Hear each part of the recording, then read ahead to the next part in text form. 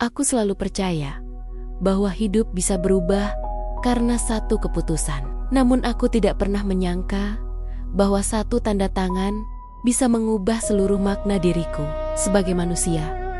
Hari itu langit mendung, tapi tidak hujan. Udara pengap, seperti menahan sesuatu yang sebentar lagi akan jatuh dengan keras.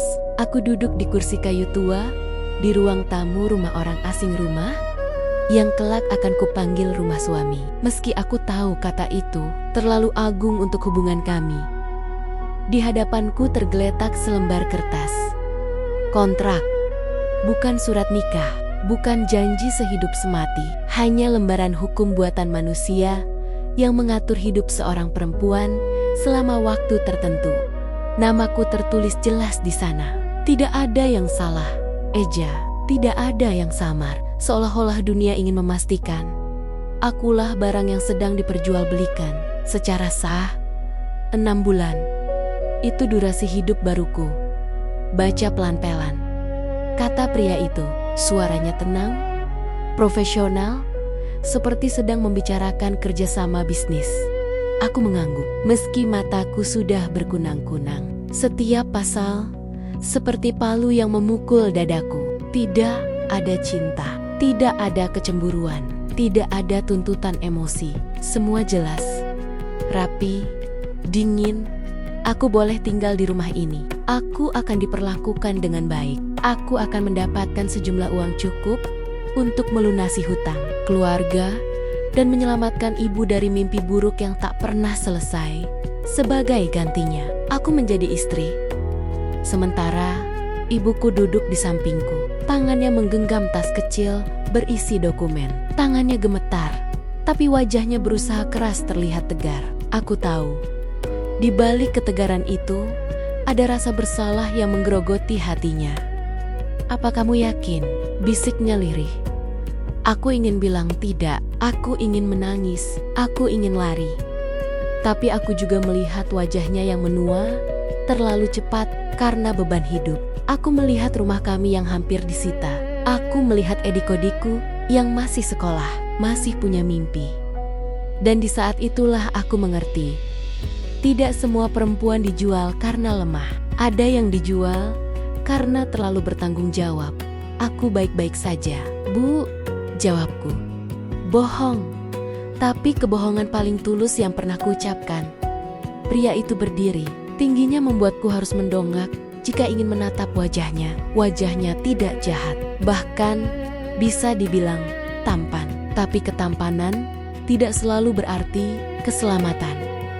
"Kita sepakat ya," katanya. Tidak ada keterlibatan perasaan. Aku mengangguk lagi. Ia menyodorkan pena. Tanganku dingin saat menyentuhnya. Detik itu terasa panjang. Dalam kepalaku, ribuan suara berteriak, memintaku berhenti. Tapi aku sudah melangkah terlalu jauh untuk mundur. Aku menandatangani kontrak itu. Dan di saat tinta menyentuh kertas, aku merasa seperti kehilangan sesuatu meski belum tahu apa. Malam pertama di rumah itu sunyi, terlalu sunyi. Tidak ada suara televisi, tidak ada tawa. Hanya langkah kaki yang teratur dan aroma sabun mahal yang asing bagiku. Ia menunjukkan kamarku, kamar besar, bersih, dengan spray putih yang belum pernah kusentuh sebelumnya. "Kita tidur terpisah," katanya singkat, "sampai kamu siap." Aku tersenyum kecil, bukan karena lega, tapi karena semakin jelas bahwa hubungan ini tidak akan pernah normal.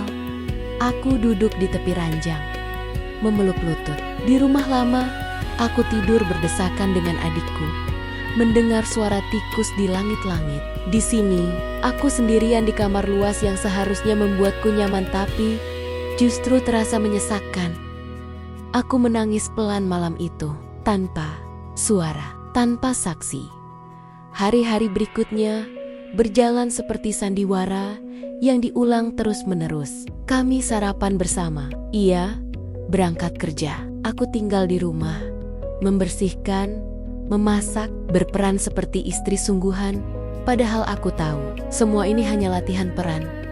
Ia tidak pernah menyentuhku tanpa izin, tidak pernah meninggikan suara. Bahkan sering bertanya, apakah aku nyaman? Perlakuannya terlalu baik untuk sesuatu yang seharusnya tidak melibatkan perasaan. Dan justru itu yang membuatku gelisah. Aku mulai mengenalnya dalam diam. Cara ia mengernyit saat membaca pesan serius. Cara ia selalu merapikan sepatu sebelum masuk rumah. Cara ia diam lama saat hujan turun. Seperti menyimpan kenangan yang tidak ingin dibagikan. Suatu sore, aku menyeduh teh untuknya. Tanganku gemetar karena tak sengaja menyentuh tangannya. Sentuhan singkat, sangat singkat, tapi cukup untuk membuat dadaku sesak. Aku menarik tangan cepat-cepat. Maaf, kataku. Tidak apa-apa, jawabnya. Terlalu sederhana, terlalu manusiawi. Malam demi malam, aku mulai takut pada pikiranku sendiri. Aku takut pada cara aku menunggunya pulang. Pada cara hatiku sedikit lega saat mendengar suara mobilnya di depan rumah. Aku mulai sadar, aku tidak hanya menjalani kontrak. Aku sedang kehilangan kendali atas perasaanku sendiri. Di kamar mandi, aku menatap pantulan wajahku di cermin. Perempuan itu tampak rapi, terawat, tapi matanya kosong. Siapa kamu sekarang? Bisikku. Istri? Bukan istri, barang, sewaan. Perempuan bodoh yang berharap terlalu banyak. Aku tidak tahu jawabannya. Yang aku tahu, kontrak ini tidak hanya mengikat waktuku. Ia mulai mengikat jiwaku.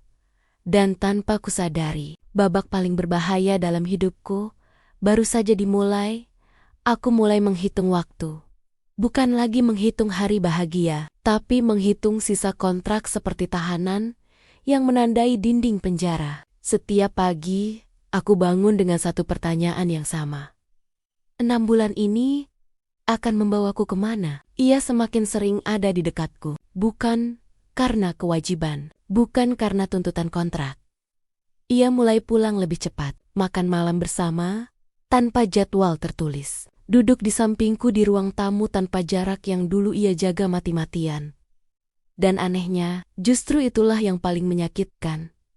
Aku ingin marah, aku ingin mengingatkan. Ini semua palsu. Tapi setiap kali ia menatapku tatapan yang tidak bisa kupahami, apakah itu iba, nyaman, atau sesuatu yang lebih berbahaya, aku memilih diam. Aku takut. Jika aku bicara, semuanya akan hancur lebih cepat. Suatu malam, hujan turun tanpa peringatan. Listrik mati. Kami duduk berhadapan hanya dengan cahaya lilin. Untuk pertama kalinya, tidak ada topik aman. Setelah kontrak ini selesai, katanya pelan. Kamu akan kemana? Pertanyaan sederhana, tapi menghantamku seperti palu. Aku tidak punya jawaban. Aku tidak pernah merencanakan hidup setelah kontrak berakhir. Karena sejak awal aku tahu, aku tidak termasuk dalam masa depannya. Aku mungkin kembali ke rumah ibu. Jawabku akhirnya. Ia mengangguk. Tidak. Tersenyum. Tidak juga berkata apa-apa. Tapi sejak malam itu, jarak di antara kami berubah. Bukan menjauh, justru semakin dekat. Dan itu membuatku ketakutan. Aku mulai cemburu. Perasaan paling bodoh yang bisa dimiliki oleh seorang istri kontrak. Setiap kali ponselnya berdering, dadaku sesak. Setiap kali ia tersenyum pada layar, aku merasa dikhianati. Padahal aku tahu, aku tidak punya hak apapun. Aku hanya miliknya sementara. Aku sadar betul itu. Namun, cinta tidak pernah mempedulikan status. Aku jatuh terlalu dalam, dan aku jatuh sendirian.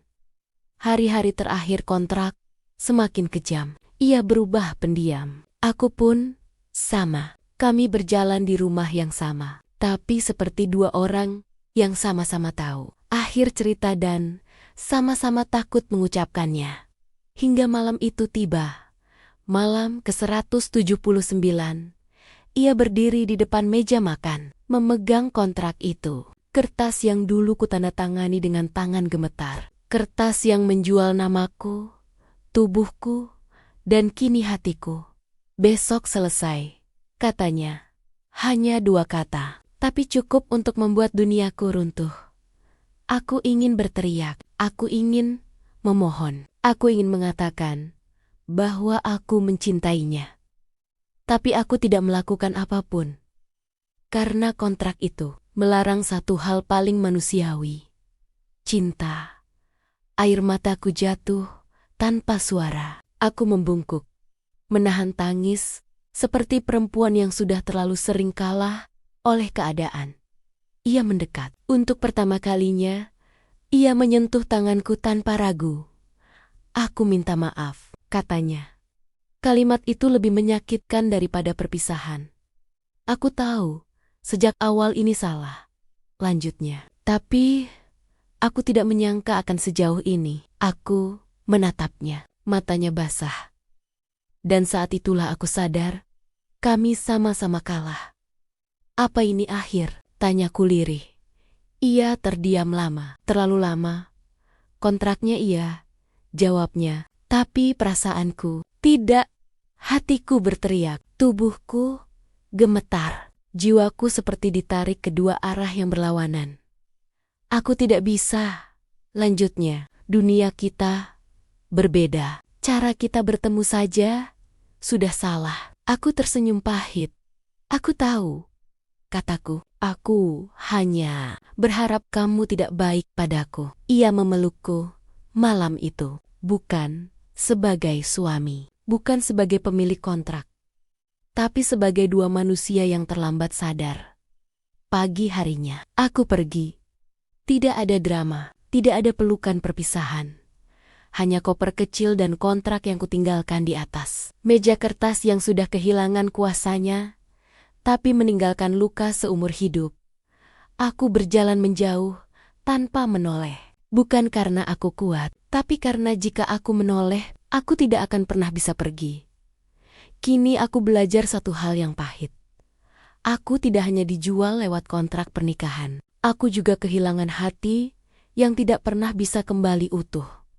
Dan cinta yang lahir dari kesalahan tidak selalu punya jalan pulang.